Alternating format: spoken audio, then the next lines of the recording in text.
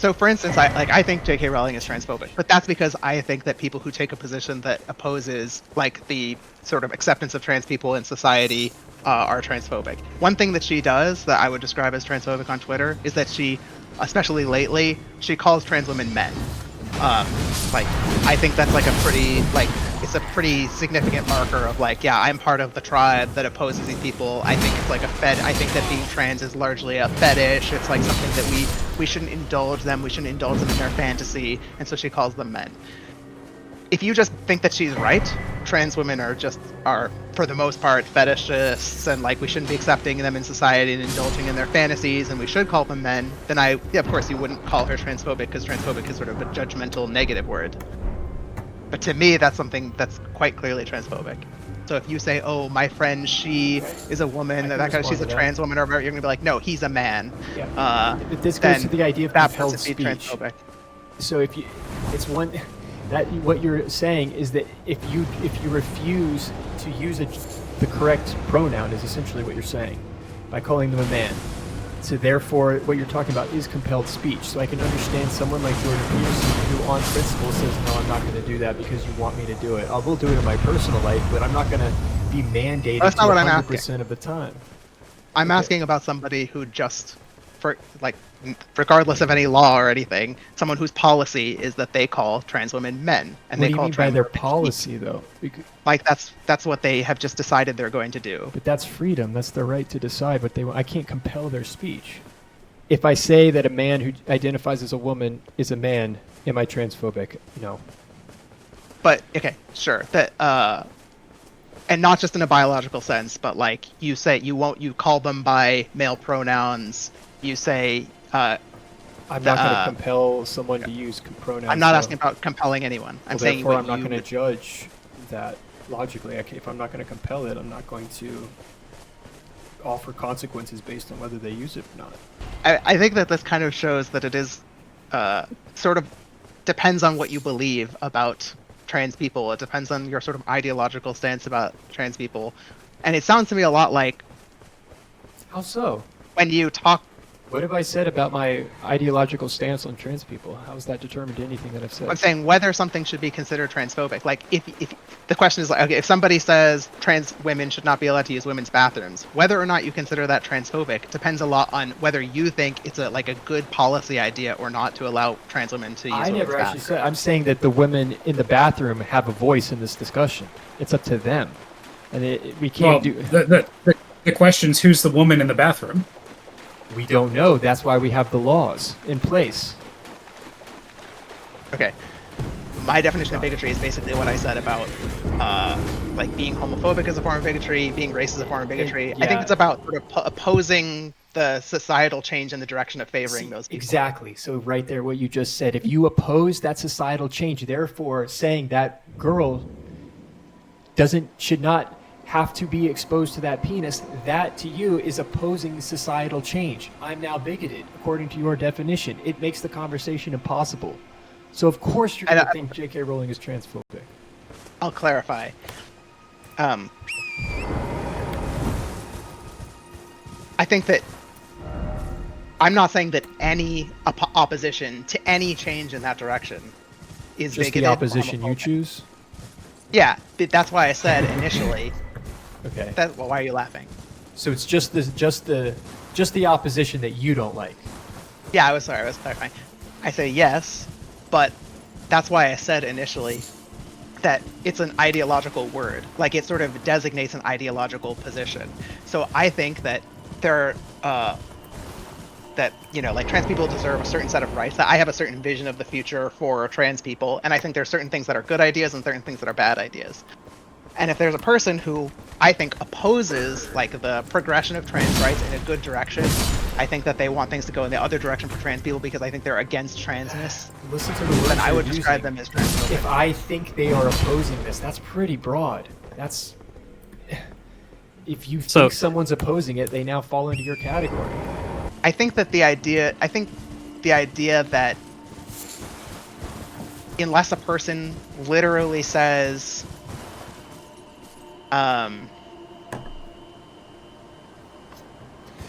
like literally says like I hate this, I hate X people or whatever, no one can ever reasonably say that they are. They touched on this as well. People. Can I just comment? They said the exact same thing, and they said someone who is transphobic would never actually say something transphobic, so we can't judge them based on what they say and do, because they would never be stupid enough to actually reveal what they think.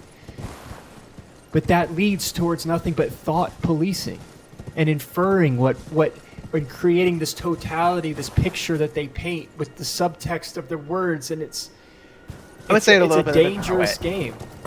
I would say it a different way. It's like everybody believes that they're a good person, and everybody has like an image of themselves that's like the best possible image of themselves. But they're like positive and negative interpretations of the same thing. So J.K. Rowling doesn't think that she's J.K. Rowling holds a certain set of beliefs, and she believes them to be like the best, most noble, most righteous beliefs, and that's why she holds logical conclusions. Yes, I agree. And they're like in accordance with her values. Other people who, so she, of course, why, she would have no reason to come out and say like, I hate trans people, I'm a bad person, because that's not what she believes about herself. Other people who have like a different set of beliefs and belief systems that are incompatible with her believe her to be a bad person who's unjustly opposing progress for trans people. For those people, calling her transphobic is like partially an expression of their ideology. It says like she opposes the progress that we think is just. I understand that, yes, and I disagree with that. I think that's a dangerous game to play, where you just say this person opposes the progress I want, therefore they are this thing. Because there's going to be conversations that are going to oppose that progress in some form in the very effort of making that progress. I just provided an example with the dressing room with the daughter and the mother. That is a necessary conversation to reach the progress that you're trying to achieve. If you just categorize everyone who wants to have that conversation as being problematic to your cause, well, just lock them all up then and get rid of them. That's not what I'm advocating. That's not what I'm advocating. Well, I'm exaggerating, but if they are opposing the progress you wish to see in the world. Yeah, when people just calling someone transphobic is not a death sentence. I think we tend to evaluate, like for instance, you have opinions about groups of people and whether what they're doing is wrong or right. That's not a death sentence either. Like you think people shouldn't be emotional during arguments. You think that people should use logic and reason. I'm sure you have political opinions about things, and that you think not judgments of groups of people. That's just modes of being, like things that are sensible to do. Okay, but maybe you think people who support unions for Hollywood are, they're being counterproductive. I have views on economic policy. Yes. Yeah. We probably disagree. On all of these things, you have views, and you have views of like groups of people who hold the opposite view and are doing sort of like political activism, hold the opposite view. You might, in your head, you probably have some sort of like description of that group of people. You have like, oh, there's people who represent this cause, who are acting out this cause, that kind of thing. I think that's all. If you're someone who has particular views about trans people and how trans rights should progress, and then there's other people who are, representing a cause that is acting in the other direction, I think it's reasonable for you to have a way of talking about them, to say like, these are those people. This is a group of people who represent this idea. But to be fair, calling them transphobic is like a disparaging way of describing them. To be fair, it's not just a way of describing someone. You are calling them a bigot. And people are being accused of being a bigot, and their lives are being ruined over this. They are being mobbed. They are being attacked. This is being wielded as a form of control and an expression of power. This is not just a categorization or a way to describe someone, because I disagree with them on unions. And I try not to do that. I try not to think, oh, just because this person has an opposing view on unions, that makes them this entire category of person. It's okay to disagree. It's the very opposite of what you're saying. And I'm glad you're saying, because these are two very opposing philosophies. At a fundamental, deep level, it's two different ways of viewing the world, I think. Maybe society. What are the two categories? One, not categorizing people into...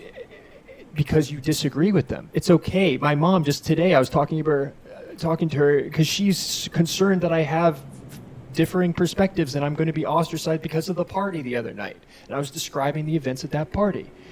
And she goes, well, yeah, I worry that you might end up all alone because you speak publicly about these things. And I said, well, that's for that very reason. This is important. And anyone who would defriend me because I have an opposing view on unions, they're not friends to begin. That's that's fun. That's a they problem, not a me problem. I'm going to do what I think is right and logical. I'm following the logic. I'm not trying to follow an opposing group of people or judge people by groups. And she said, yeah, well, the other day on a podcast, you advocated for less government. I, on the other hand, like more government control because this, and this, and this, and these moral reasons. And I said, that's okay. I understand those moral reasons and your reasons for wanting more government. It doesn't make you a bad person. There's nothing wrong with that. As opposed to saying, well, you oppose my view of progress, therefore you are this form of a bigot. But don't be worried about it because being a bigot, it's not that big of a deal. It's just a categorization, just like you have categorizations, Warren. It's not that big of a deal, but people's lives are being ruined over this, so yes, it is. I don't think people's lives should be ruined over most political opinions. I think there's like some political opinions that if you hold, like it's reasonable to not want to associate with you. Which ones? Can we get specific? Because yes, which political opinions, not bigoted, or what political opinions are warrant you ruining someone's life? When I said political opinions, I was thinking of like racism. So that's not a political opinion. Okay.